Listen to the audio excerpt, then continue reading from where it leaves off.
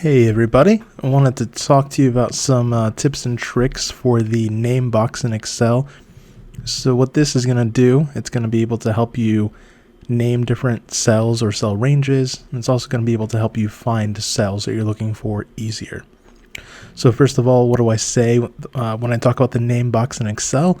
Well, if we go to the upper left-hand kind of corner of Excel, we see the intersection of the rows and columns. I'm currently clicked into A1, and if I go up just from there, and if I hover over it, I'll see that it's actually calling it the name box, and that's what we're looking for. And because I am clicked in A1, it's telling me that I am in A1 in that name box. If I click in B1, it's going to tell me I'm in B1, and so on.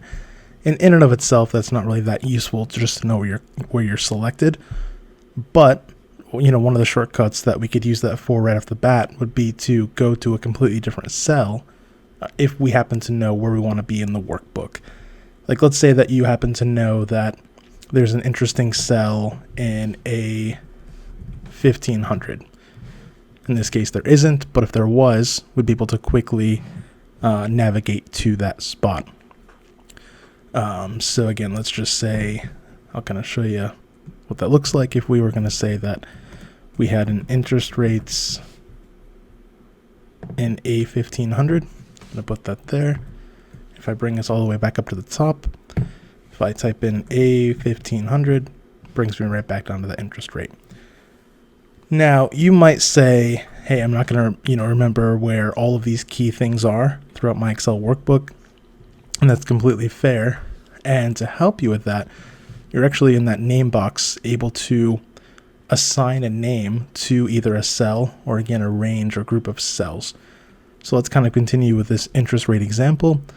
So if I come up here and I'm selected into A1500, into that cell, I'm going to type over that A1500, again, clicking up here.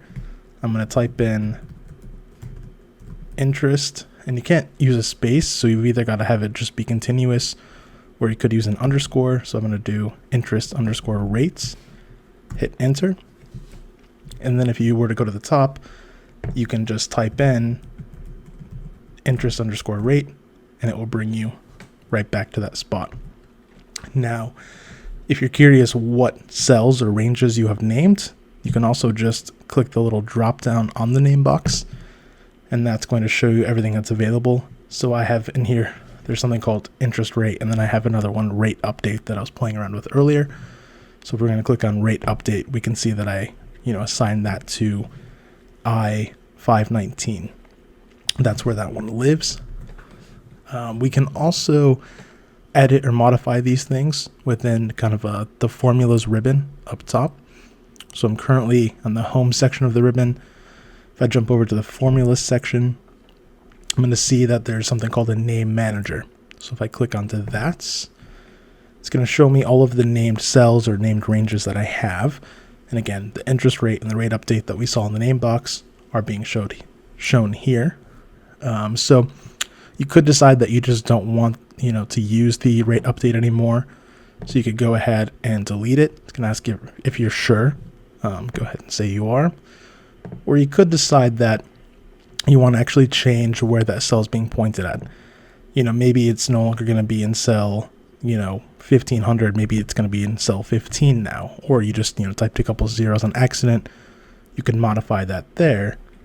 And then again, if we were going to go up to the top, we do interest rate, it's going to bring us right to this A15. So there you have it, a couple different ways that you're able to use the name box in Excel. You can use it to navigate to a specific cell reference if you know that reference. You can use it to name a cell reference, so you can actually find different cells based on a naming convention that you want to use. And I guess maybe the final thing I'll say about that and what can come in handy is that as long as you're using the same Excel workbook, that it doesn't just go within a tab. It will actually look in, the whole workbook. So if I came over here to sheet 2 and I wanted to know where that interest rate was, it will bring me right back to that sheet 1. So it's nice to just really kind of keep track of some key variables or some key columns based on the naming convention that you come up with. So Yeah, I hope that saves you some time. And if you guys have any questions about how to use any of this functionality, leave a comment below, and I'd love to help you out. Thank you.